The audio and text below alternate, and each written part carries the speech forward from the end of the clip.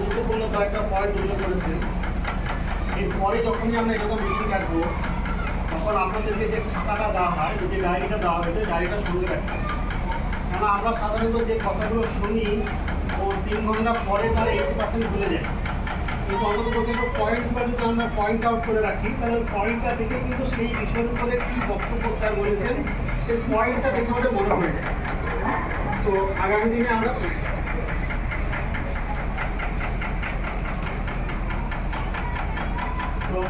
যখন আপনারা এই ধরনের মিটিং ডাকবো তখন অবশ্যই আপনারা একটা আপনাদেরকে গাড়িটা দেওয়া হয়েছে, যারা পাননি তারা গাড়িটা অফিসে আছে নিয়ে নেবেন, সেখান থেকে এসেছেন তারা হয়তো অনেকটা পাননি, তো এইটা নিয়ে নেবেন।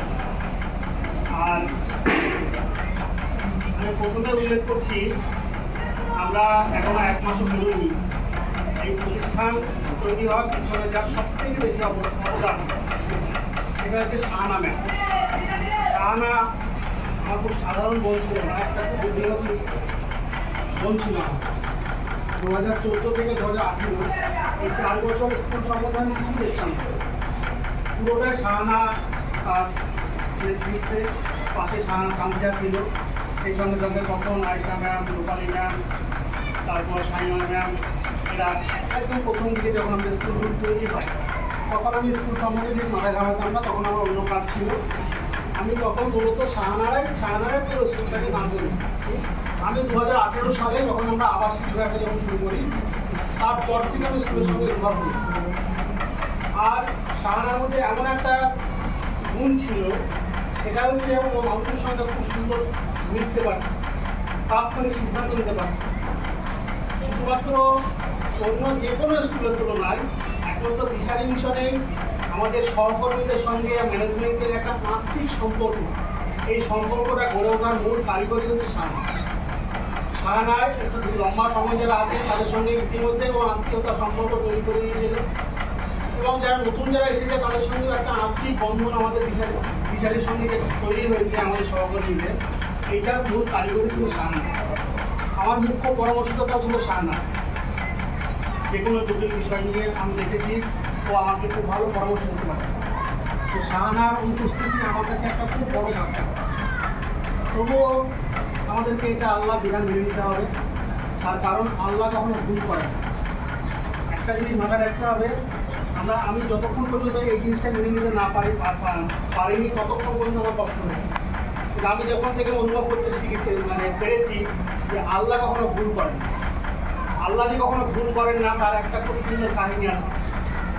সেই কাহিনীটা হচ্ছে কোরআন শরীফের কাহিনী, হযরত খিজির আলাইহিস সালাম এবং মুসা আলাইহিস সালামের ঘটনা। মুসা আলাইহিস সালাম নবী ছিলেন, উনি নিজেকে খুব জ্ঞানী মনে করতেন। তো আল্লাহ তাআলা, আমি খুব সংক্ষিপ্ত আকারে বলছি, অনেক হয়তো গল্পটা জানেন, গল্প নয়, এটা কোরআনের একটা কাহিনী, এটা বাস্তবে এই ঘটনাটা ঘটেছিল। তো ঘটনাটা হচ্ছে এরকম যে মুসা আলাইহিস সালাম বললে আল্লাহ বললেন, তুমি যাও, আমার আর এক বান্দা আছেন খিজির আলাইহিস সালাম, ওনার সঙ্গে তুমি সাক্ষাৎ করো। উনি জায়গা খুঁজে সে অনেক লম্বা প্রসেস, আমি মূল কাহিনীর মধ্যে যাচ্ছি না, আমি কাহিনীর মধ্যে যে মূল নির্যাস আমি সেইটুকু আমি বলার চেষ্টা করছি। তো উনি যেতে যেতে একটা নৌকায় করে উনি খিজির আলাইহিস সালামকে নিয়ে একটা সফরে পার হলেন। তখন সামনে একটা নদী পড়ল, একটা নৌকা, একটা নতুন একদম নিউ নৌকা, মাঝিরা এটাকে সম্পূর্ণ বিনা পয়সায় পার করে দিল। পার হয়ে যাওয়ার পরে খিজির আলাইহিস সালাম বললেন কি, সেই নৌকাটাতে একটা লাঠি বাড়ি মেরে একটা ক্ষত তৈরি করে দিলেন। এমন একটা ক্ষত তৈরি করলেন যেটা নৌকা ডুববে না, কিন্তু সেই জিনিসটা একটা নতুন জিনিস নষ্ট হয়ে যাবে, এটা খারাপ হয়ে গেল। মুসা আলাইহিস সালাম তো শুনলেন, ব্যাপারটা দেখে বেশ অবাকই হলেন, কিন্তু প্রথম অবস্থায় তিনি তার মধ্যে বললেন যে নদী পার হয়ে তিনি যে গ্রামটায় গেলেন সেই গ্রামটাতে মানুষজন ওনাদের সঙ্গে খুবই খারাপ ব্যবহার করলেন। কিন্তু তারপরে উনি সেই গ্রামের একটা পাঁচিল ভেঙে পড়ে যাচ্ছিল, সেই পাঁচিলটা উনি মেরামত করলেন। তারপর একটা বাচ্চা, এই ঘটনাটাও উনি খুব বললেন মুসা আলাইহিস সালাম, যে আপনি কী করলেন, যে গ্রামের মানুষজন আমার সঙ্গে এত খারাপ ব্যবহার করলো, আপনি সেই গ্রামের জন্য আপনি এত পরিশ্রম করে আপনি পাঁচিলটা কী করে দিলেন। তারপরে একটা বাচ্চাকে উনি মেরে ফেললেন, একটা 9-10 বছর বাচ্চা একবার হত্যা করলেন। তা তখন আর মুসা আলাইহিস সালাম আর ধৈর্য রাখতে পারলেন না, আপনার কেমন জ্ঞান, আপনি কেমন জানি যে আপনি একটা মানুষকে বাচ্চাকে হত্যা করে ফেললেন আপনি, তখন এটা মানে আজ থেকে এটা কয়েক হাজার বছর আগের ঘটনা, তখন এটা পসিবল ছিল। তো এটা আপনি হত্যা করলেন আপনি, তখন মুসাকে আর খিজার ইসলাম বললেন, ঠিক আছে আমি তোমাকে 3টে কাজের রহস্য তোমাকে আমি বলছি, কিন্তু আমি তোমাকে আর সঙ্গে নিয়ে বলবো কি। ওই নৌকাটা যদি আমি আমার আধ্যাত্মিক চোখ দিয়ে দেখতে পাচ্ছি, আমি যদি নৌকাটা একটু ফটো না করে দিতাম, তাহলে এই দেশে এই নৌকাটা মানে যে রাজা আছে সে নতুন নৌকা পেলে পারে, সে যুদ্ধের প্রস্তুতি দিচ্ছে, নতুন নৌকা পেলে পারে সে নৌকাটাকে বাজেয়াপ্ত করে দিচ্ছে, যার জন্য আমি নৌকাটা ফটো করে দিচ্ছিলাম। আর যে পাঁচিলটা আমি মেরামত করে দিলাম, ওই পাঁচিলের ভেতরে কিছু ধ্বংসম্পদ দোকানও ছিল, যেটা ওই কিছু নাবালকের সম্পত্তি ছিল।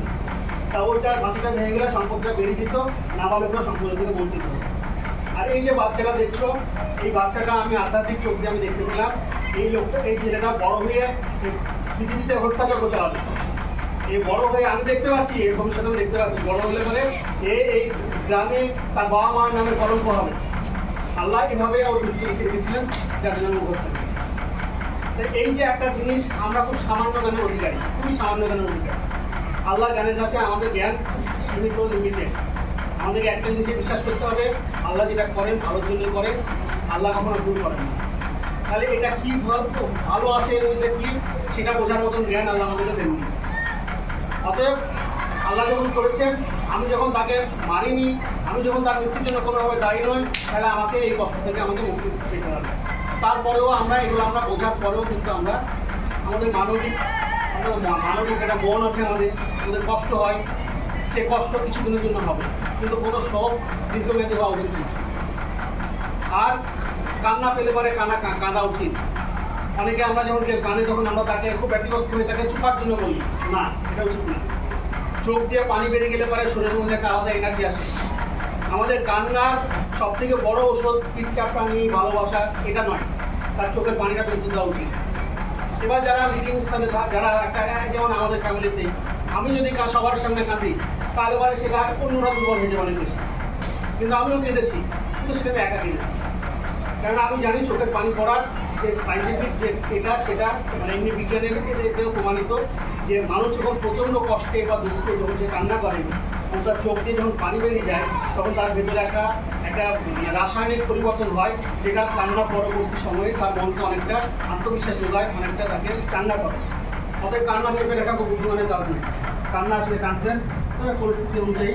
যারা লিভিং পয়েন্টের নাম, তারা প্রকাশ্য কাঁদতে পারেন, যারা চিৎকার করে কাঁদতে ইচ্ছা হয় চিৎকার করে কাঁদবেন, কিন্তু সেটা যেন অন্যের অস্বস্তি বা সামগ্রিক পরিবেশটাকে যেন আরও অশান্ত না করে দেয়, সেই ব্যাপারটা একটু মাথায় রাখা। আর আজকে আমি পড়াশোনা সংক্রান্ত বিষয়ে মনসুর স্যার যে বিষয়গুলো বলেছেন, প্রত্যেকটা বিষয় খুবই গুরুত্বপূর্ণ, প্রত্যেকটা বিষয় খুবই গুরুত্বপূর্ণ। কিন্তু আমি জানি এটা যেহেতু আপনারা ডায়েরি আনেননি, অতএব এটা অধিকাংশ জনই ভুলে যাবেন। 10টা পয়েন্টের মধ্যে যদি অন্ততপক্ষে 4টে পয়েন্ট মনে রাখার চেষ্টা করবেন, তাতেও অনেকটা কাজ হবে। আমরা অনেক করি, কিন্তু আমরা মনে খুব কম রাখি।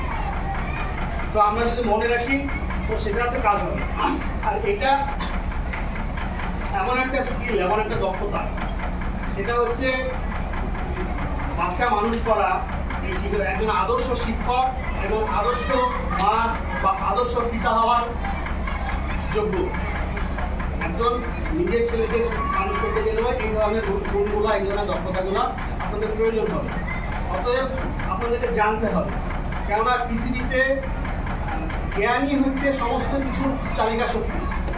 মানুষের যখন জ্ঞান ছিল না, তখন এক জায়গা থেকে আরেক জায়গায় আজের মোবাইলে যেটা চলে যাচ্ছে সেটা ঘোড়ায় চলে যেতে হতো, তারও আগে পায়ে হেঁটে যেতে হতো। তাহলে জ্ঞান হচ্ছে আসল চালিকা শক্তি। একজন মানুষের সঙ্গে আরেকজন মানুষের পার্থক্যটা তৈরি হয় আর জ্ঞানের পার্থক্য তৈরি হয়। এই প্রতিষ্ঠানে কেউ কেউ আছেন ম্যানেজমেন্টের অতি প্রিয়, আর কেউ কেউ আছেন তারা এখনও সাধারণ জায়গাতে আছেন। কেন আছেন? যারা অতি প্রিয় তারা আসলে এই বিষয়টার উপরে তারা তুলনামূলকভাবে বেশি জ্ঞান অর্জন করেছে। কেমন করে বাচ্চাদেরকে পড়াতে হবে, কেমন করে পড়ালে বাচ্চারা ভালো শিখবে, এই বিষয়টার উপর তারা ভালো দক্ষতা অর্জন করেছে। একজন মাঠের লেবার রোদের উপরে প্রায় 8 ঘন্টা পরিশ্রম করে 500 টাকা বেতন পায়, অথচ একজন কলম দিলে এসি ঘরে ঠান্ডা ঘরে বসে মতো কাগজে সিগনেচার করে তারা কয়েক হাজার টাকা রোজগার করে। ওই মানুষটার সঙ্গে ওই মানুষটার ফারাক কি? সমস্ত কিছু কিন্তু আছে কতটুকু। ও মানুষ, কেউ মানুষ, ওর শরীরে রক্ত আছে, ওর শরীরে রক্ত আছে, সমস্ত কিছু এক আছে। একটা জিনিসের ঘাটতি আছে, সেটা জ্ঞান। অতএব আমাদের যাবতীয় চালিকা শক্তি হচ্ছে জ্ঞান। জ্ঞান অর্জন এখনকার সময়ে খুব ইজি হয়ে গেছে। একটা সময় ছিল যখন এই মোবাইল ইন্টারনেট ছিল না, তখন জ্ঞান অর্জন করার জন্য অনেক দূর দূরান্তের জ্ঞানী ব্যক্তির কাছে গিয়ে তার সময়ের সঙ্গে অ্যাডজাস্ট করে সামনে বসে উপদেশ শোনার প্রয়োজন হতো। এখন আর সেই সময়টা নাই। অথবা তখন আপনাকে বই পড়ে জ্ঞান অর্জন করতে হতো। বই পড়া একটা খুব মানে সঠিক বইটা খুঁজে পাওয়া, পয়সা দিয়ে কেনা অনেক কঠিন ব্যাপার ছিল জ্ঞান অর্জন।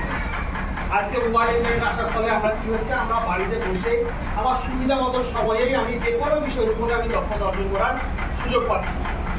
আমি যদি শিক্ষকতার উপরে যদি মাত্র 10 ঘন্টা যদি একটা ভালো ভালো এক্সপার্টের বক্তব্য আমরা শুনি, তো শিক্ষকতা সম্বন্ধে একটা পরিষ্কার ধারণা তৈরি হয়ে যায়। কিন্তু আমাদের দুর্ভাগ্য, আমরা জ্ঞানের গুরুত্বটা খুব কম অনুভব করি। আমি যদি আমার কাজটা আমরা মোবাইলের অ্যাভারেজ 5-6 ঘন্টা সময় অনেকেই ব্যয় করি। আপনারা নিজেদেরকে একটা জিজ্ঞাসা করবেন, একটা আত্মসমীক্ষা করবেন যে এই যে 5-6 ঘন্টা যদি মোবাইল আপনারা দেখছেন, তার মধ্যে বাস্তবিক কতটুকু সময় আপনার জীবনের চলার পথে সহায়ক হবে, আপনার পেশাগত দক্ষতা ডেভেলপ হবে, এই বিষয়ের উপরে কতটুকু সময় আপনারা ব্যয় করেন। যারা করেন খুব ভালো, যারা করেন না তারা অনুশীলন শুরু করুন। প্রতিদিন একটা সংকল্প করুন যে আমি যে পেশাটার সঙ্গে আছি সেই পেশার দক্ষতাটাকে আমি আরও ডেভেলপ করব। তাহলে কী করতে হবে, সেই বিষয়ে যারা যোগ্য দক্ষ তাদের কথা শুনতে হবে, তাদের ক্লাস দেখতে হবে। এই জিনিসগুলো এখন যেহেতু ইন্টারনেটের জগৎ, ইউটিউবে এই বিষয়ে যারা এক্সপার্ট আছে তারা প্রচুর ভিডিও আপলোড করছেন। ইউটিউব ভিডিওর একটা বড় সমস্যা আছে, সেটা হচ্ছে 10টা ভালো মানে একটা সাবজেক্টের উপরে, শিক্ষকতার উপরে আপনি যদি 10টা ভিডিও দেখেন, তো দেখা যাবে তার মধ্যে 8টাই সেরকম কার্যকর না, খুব একটা ভালো নয়। অতএব 10টা দেখে তার মধ্যে থেকে কোনটা ভালো সেটাকে সিলেকশন করে সেটা প্লেলিস্টে রেখে দিতে হবে। তা আপনাদের কোন ভিডিওটা আপনাদের দেখা উচিত সেই কাজটা আমি করে দিই। আমি যে ভিডিওগুলো আপনাদেরকে গ্রুপে দিই, ওইগুলো আপনারা যদি মনোযোগ সহকারে সময় সুযোগ করে আপনারা যদি বাড়িতে বসে দেখেন, তাতে আপনারাই উপকৃত হবেন। আর একই জিনিস ইউটিউবে যখন দেখবেন, তখনও কিন্তু হাতে একটা ডায়েরি পেন রাখবেন। ওটা আপনার জীবনে অ্যাসেট হয়ে যাবে। ওই ডায়েরি পেনটা সঙ্গে রাখবেন, একটা আলাদা ডায়েরি করে দেবেন এই পারপাসে। সেখানে আপনার শিক্ষকতার বিষয়ের উপরে বিভিন্ন যে নতুন তথ্যগুলো পাবেন, সেইগুলো আপনারা সেখানে নোট করবেন, পয়েন্টগুলো নোট করবেন। পয়েন্ট করলে পরে একটা সময় পুরোটাই আপনার একটা পয়েন্ট দেখতে পারে, সেই পয়েন্টের উপরে কী বলতে হবে আপনার সেটা আয়ত্তে চলে আসবে। এই বিষয়টা একটু মাথায় দেবেন, জ্ঞানের গুরুত্বটা বোঝার চেষ্টা করতে হবে। জ্ঞানই হচ্ছে চালিকা শক্তি। একজন মানুষের সঙ্গে একজন মানুষের বেতন 10,000 টাকা, একজনের বেতন 3,000 টাকা। এই যে এত টাকা ফারাক, এই ফারাকটা তার জ্ঞানের গভীরতার উপরেই নির্ভর করে। আর গুরুত্ব, মানুষ সবসময় গুরুত্ব পেতে চায়। এটা মানব মনের একটা চূড়ান্তর প্রবৃত্তি। এভাবে আল্লাহ মানুষকে সৃষ্টি করেছে, মানুষ গুরুত্ব পেতে চায়। তো গুরুত্ব কিন্তু কেউ কাউকে এমনি দেয় না, মনে রাখবেন। গুরুত্ব পাওয়ার মতো দক্ষতা যোগ্যতা যদি আপনি তৈরি করতে না পারেন, তো গুরুত্ব পাবেন না। আর দক্ষতা যোগ্যতা আপনি তৈরি করেছেন, সেটাকে যদি আপনি প্রকাশ করতে না পারেন, প্রকাশ কীভাবে করতে হয় এটা যদি জানা না থাকে, তাহলে আপনার দক্ষতা যোগ্যতা কিন্তু মানে অনেক দেরিতে প্রকাশিত হবে। ঘুম থাকলে একদিন সেটা ফুটে উঠবে, কিন্তু সেটা অনেক দেরিতে প্রকাশ হবে। অতএব আপনারা এখানে অনেকেই আমাদের দাবির স্যার আছেন, আমার আরও অনেকেই নতুন সাথে দাবির স্যার এবং এলাকা নিজে লক্ষ্য করেছেন যে প্রায় দেখি আমি একটা মানে উনি কীভাবে ক্লাস নিচ্ছেন তার ভিডিও, ছোটো ছোটো ভিডিও করে গ্রুপে পাঠান বা আমাকে পার্সোনালি পাঠান। তো আপনারা আপনাদের ক্লাসটা যে আপনি খুব ভালো ক্লাস নিচ্ছেন, এটা ম্যানেজমেন্ট বা সিনিয়র টিচার বুঝবেন কী করে। অতএব আপনার যদি কনফিডেন্স থাকে, আপনি অবশ্যই আপনার মানে একটা ক্লাসের সেরা অংশটুকু বা ক্রিয়েটিভ কোনো জিনিস আপনি শেখাতে চাইছেন, সেই অংশটুকু আপনি আমাদের হোয়াটসঅ্যাপ গ্রুপে হোক, হোয়াটসঅ্যাপ গ্রুপে দেবেন, পার্সোনালি দেওয়া দরকার নাই। এগুলো সবাই দেখুক। এইভাবে করে নিজের মধ্যে যে যোগ্যতা দক্ষতা আপনার আছে, সেটা আপনি সকলের সামনে নিয়ে আসার চেষ্টা করুন। আমি আর একটা প্রসঙ্গে যাবো আমি, সেটা হচ্ছে আমরা প্রত্যেকে মানুষ। আমরা শিক্ষক হিসেবে আমরা যে জায়গায় থাকি না কেন, মানুষ হিসাবে আমাদের কিছু বিষয় জানার প্রয়োজন আছে। স্বভাবতই এই পৃথিবীতে আমি এখানে যতজন আছে সকলের থেকে বেশি মানে বয়সের দিক থেকে সব থেকে বেশি আছি। পৃথিবীর আগেও বেশি করে দেখার সুযোগ পেয়েছি। আর সেই সঙ্গে সঙ্গে আমার মানে একটা জটিল জীবনচক্রের মধ্যে দিয়ে আমি প্রচুর অভিজ্ঞতা অর্জনের সুযোগ পেয়েছি। সেই অভিজ্ঞতা এবং কিছু পড়াশোনার আলোকে আমি দু একটা কথা বলবো। এই প্রসঙ্গটাতেই আমি আমার বক্তব্য শেষ করার চেষ্টা করি। সেটা হচ্ছে জীবনটা, এই যে আমরা 70, 80 বা 90 বছরের এই জীবনটার উদ্দেশ্যটা কি? কেন এই জীবনটাতে যে আমরা এই পৃথিবীতে মায়ের পেটে 8-9 মাস 10 মাস থাকার পরে ভূমিষ্ঠ হওয়ার পরে 70, 80, 90 বছরের একটা জীবন যাপন করার পরে মৃত্যুটা কি, এই বিষয়টা নিয়ে আমাদের একটু জ্ঞান অর্জন করার প্রয়োজন। এখানে মৃত্যু অনিবার্য সত্য। আমি ইসলামী দৃষ্টিকোণ থেকে বলছি, কিন্তু এখানে ভিন্ন ধর্মী যারা আছেন তারাও কিন্তু মানে প্রতিটা ধর্মের মূল বিষয়গুলো একই। তাদের মধ্যেও সে পুনর্জন্ম বা পরজন্ম আছে, আমাদের পরজন্ম আছে, হিন্দু ধর্ম আছে পুনর্জন্মতে কী হয় যে তার ইহজাগতিক জীবনের কাজের উপর ভিত্তি করে তার পরের জন্মটা কেমন হবে সেটা ঠিক হয়। আর আমাদের আছে পরকাল, সেখানে একটা সম্পূর্ণ নতুন মূল কনসেপ্টটা একই, কিন্তু দুনিয়ার জীবনের যে একটা উদ্দেশ্য আছে এটা দুই ধর্মেই মূল বক্তব্যটা একই। তো আমাদের মৃত্যু একটা দরজা, ওই দরজার মধ্যে দিয়ে আমরা একটা নতুন জগতে প্রবেশ করি। তো এই জীবনের আমাদের লক্ষ্য এবং উদ্দেশ্যটা তাহলে কী হবে? আল্লাহ বলছেন যে তোমাদেরকে আমি শুধুমাত্র পরীক্ষার জন্য পৃথিবীতে 70, 80 বা 90 বছরের এই সময়কালটা আমি তোমাদেরকে দিয়েছি। এটা খুব সংক্ষিপ্ত একটা সময়। কতটুকু সংক্ষিপ্ত সময়? সেটা হচ্ছে যে আমাদের রাসূল সাল্লাল্লাহু আলাইহি সাল্লাম উনি বলছেন সমুদ্রে যদি একটা আঙুল ডোবানো হয়, সে আঙুলটা ডোবানোর ফলে যতটুকু পানি তোমার আঙুলে উঠল ওইটুকু হচ্ছে দুনিয়ার এই জীবনের সময়কাল। এই দুনিয়াতে 70, 80 বা 90 বছরের সময়টা, এই সময়টুকু হচ্ছে ওই সমুদ্র থেকে একটা আঙুল ডোবালে যতটুকু পানি উঠবে অতটুকু। তাহলে কতটা পানি পড়ে থাকলো? অতটা সময়কাল আমাদের পরকালের জীবনটা। তাহলে পরকালের জীবনের গুরুত্ব তাহলে কতটা দেওয়া উচিত আমাদের? ওই পরকালের জীবনকে সুন্দর করার জন্য যে দুনিয়ার জীবনে তাকে খুবই কষ্ট সহিষ্ণুভাবে জীবনযাপন করতে হবে এমন কিন্তু নয়। তাকে যেটা করতে হবে সেটা হচ্ছে মানুষের সঙ্গে, তার দ্বারা যেন কোনো মানুষ ক্ষতিগ্রস্ত না হয়, কোনো মানে আল্লাহর কোনো সৃষ্টি যেন ক্ষতিগ্রস্ত না হয়, সেটা জীবজগত হতে পারে, উদ্ভিদজগত হতে পারে। তার কাজের মধ্যে সে যেন কোনো মানুষের হক যেন সে নষ্ট না করে। আমাদের প্রতিষ্ঠানে আপনারা কাজ করছেন, আপনাদের প্রতি আমার কিছু দায়িত্ব কর্তব্য আছে। যদি আমি সেটা যথাযথভাবে পালন না করি তার জন্য আমাকে জবাবদিহি করতে হবে। আবার আপনাদেরও একটা দায়িত্ব কর্তব্য আছে স্কুলের প্রতি, স্কুলের ম্যানেজমেন্টের প্রতি। সেটা যদি আপনারা সততার সঙ্গে, আপনি কতটা সততার সঙ্গে কাজ করছেন সেটা সব থেকে ভালো আপনি বুঝতে পারবেন। আপনি নিজে সেটা অনুভব করতে পারবেন। অতএব নিজের কাছে সৎ থাকা, পরকালের জীবনে সুন্দর জীবন পাওয়ার জন্য খুব জটিল কোনো প্রসেসের মধ্যে নিতে হবে না। মাত্র আল্লাহ দুটো বিষয়গুলো করেছেন।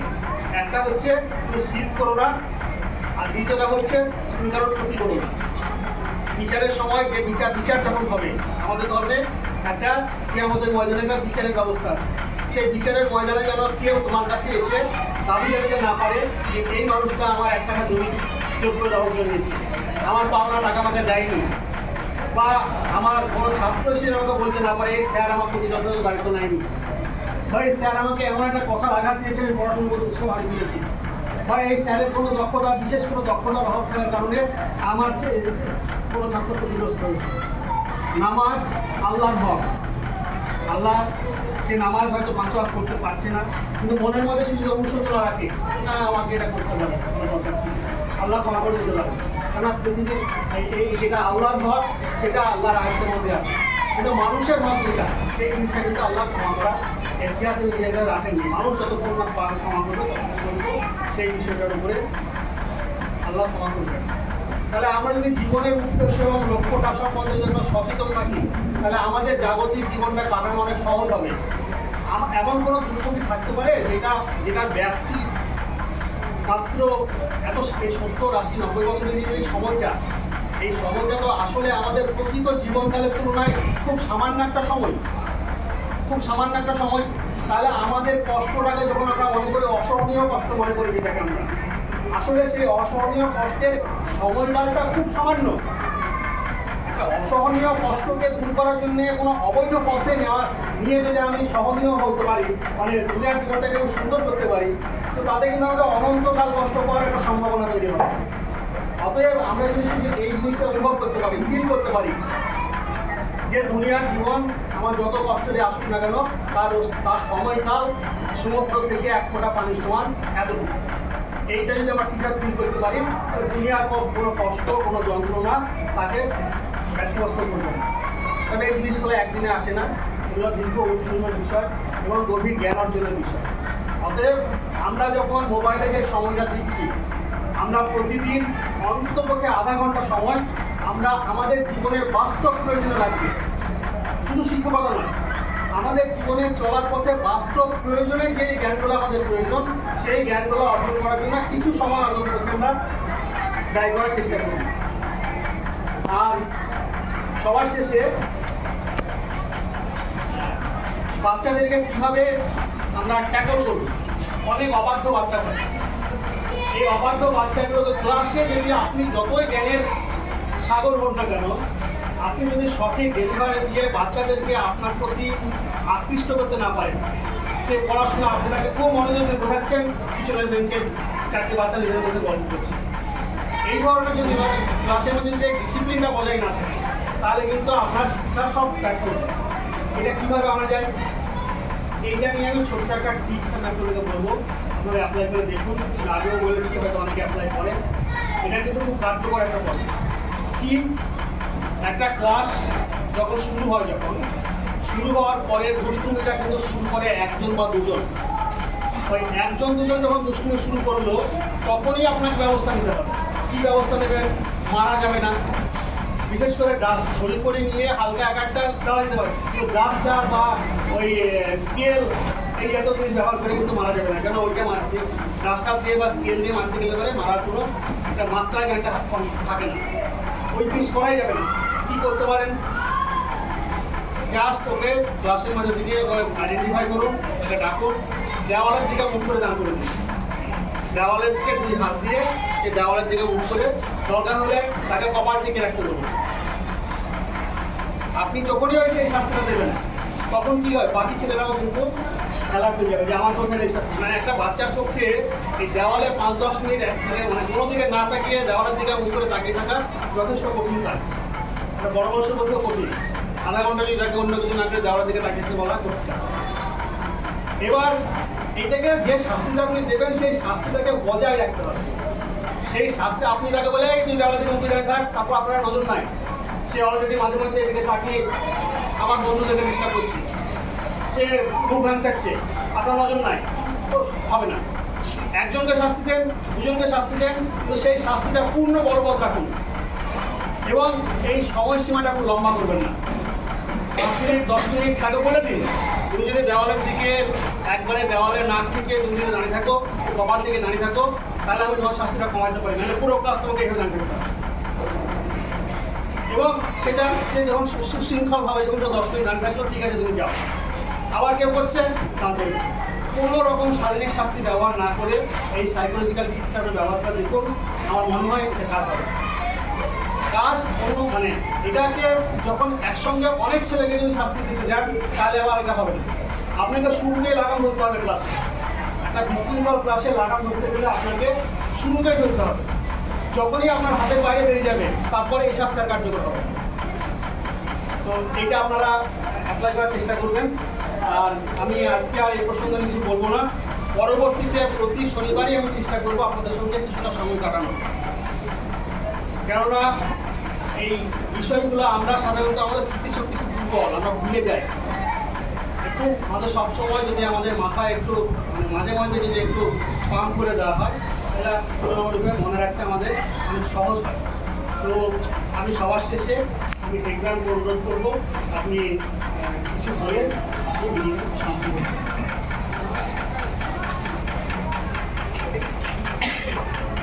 আমিও একই কথাই বলছি যে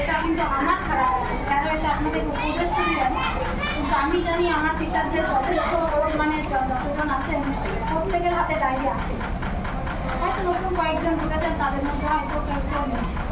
কিন্তু স্যার ওটা বললেন আপনাদের উপদেশ দিতে, কিন্তু কথাটা কিন্তু আমার ভেতরে গিয়ে লাগে।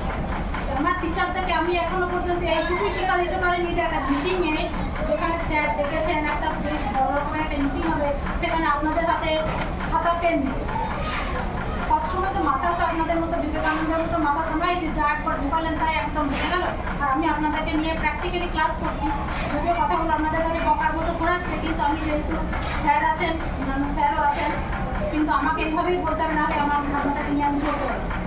তো সেক্ষেত্রে আপনাদের পেন আর খাতা এটা নিশ্চয়ই নিয়ে আসা দরকার ছিল, কিন্তু আমি তো দেখছি একজনেরও হাতে পেন আর খাতা নেই। পরবর্তীতে যেন এই ভুলগুলো না হয়। যে জিনিসটা আমরা উদ্দেশ্যে এসেছি তার সম্পর্কে যখন কথা হবে, আমার যেখানে লক্ষ্য সেই জায়গায় পৌঁছানোর যেখানে কথা হবে, সেখানে তো আমাদেরকে অবশ্যই চেষ্টা করতে হবে সেই জিনিসটা আরও বেটার কী করে আমি জানবো, আরও বেটার কী করে আমি শিখতে পারবো। তো এই যে বিশিষ্ট মানুষরা যে এসছেন, উনি যে এসছেন, অতগুলো কথা আপনাদেরকে বললেন, সেই কথাগুলো তো একটা মূল্য আছে। সেই কথাগুলো আমরা যদি সবাই তো মনে রাখতে পারবো না, সেই কথাগুলো তো আমাদেরকে একটা লিখিত একটা পয়েন্ট আকারেও জেনে রাখতে হবে। আমার পরবর্তীতে দরকারে লাগবে বলে তুমি কথাগুলো বললেন, যে আপনার ক্লাস করছেন, আপনারা দেখছি। তো সেক্ষেত্রে যে আপনারা একটু একটু করে নোট ডাউন করে রাখবেন, তবে তো আপনাদের ভবিষ্যৎটা আরও যে স্যারকে বলছেন যে আরও উজ্জ্বলের দিকে যাবে, তো সেগুলোর তো একটা প্রকাশ করতে হয়। সেই সম্পর্কে দেখলাম আপনারা তো একদম কোনো প্রকাশ আপনাদের করে সেইটুকুই নেই যে একটা ডায়েরি নিয়ে যায়, পেন নিয়ে যায়। আর দ্বিতীয় কথা হচ্ছে কি,